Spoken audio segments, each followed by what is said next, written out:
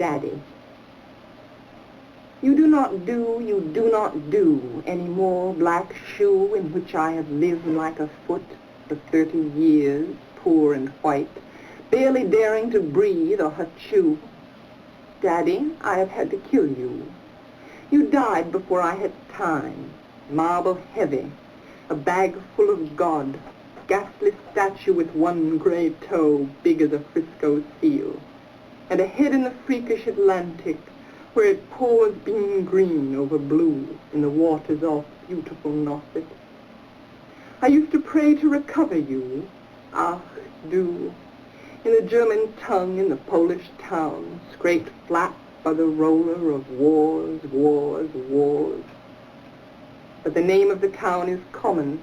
My Polack friend says there are a dozen or two.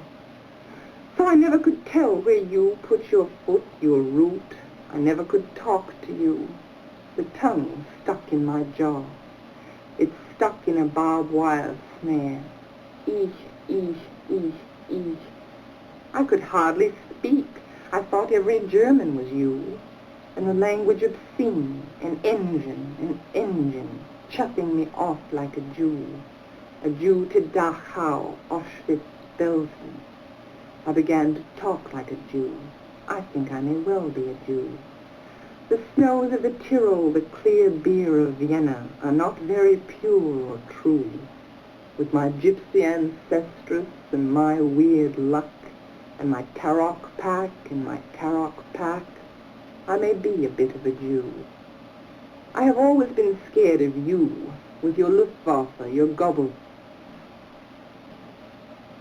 and your neat moustache, and your Aryan eye, bright blue.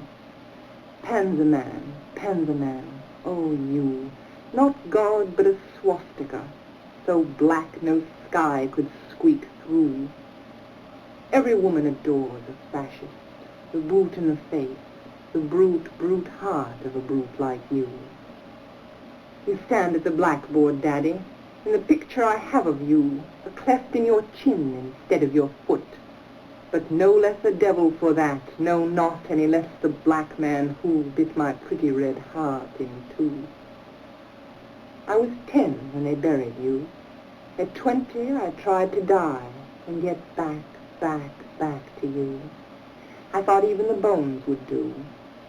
But they pulled me out of the sack and they stuck me together with glue. And then I knew what to do. I made a model of you, a man in black with a Mein Kampf look and a love of the rack and the screw, and I said, I do. So, Daddy, I'm finally through. The black telephone's off at the root. The voices just can't run through. If I've killed one man, I've killed two. The vampire who said he was you and drank my blood for a year. 7 years, if you want to know. Daddy, you can lie back now. There's a stake in your fat black heart, and the villagers never liked you. They are dancing and stamping on you. They always knew it was you. Daddy, you bastard, I'm through.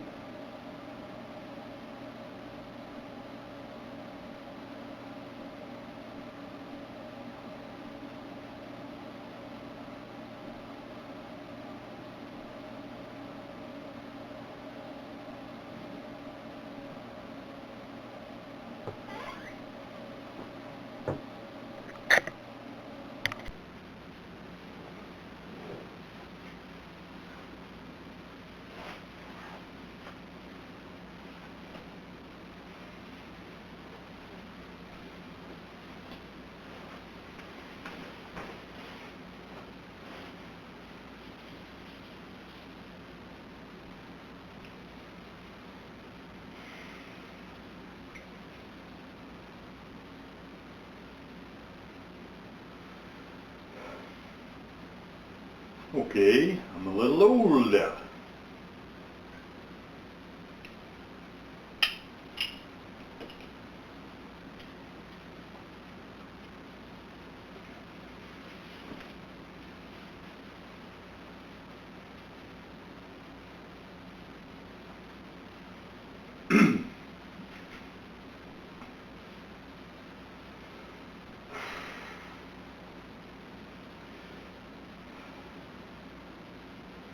Puking. Dad and I left Ma and Sis to women's stuff while we went charter fishing during summer vacation at Cape Cod. I was 8 and Dad was old.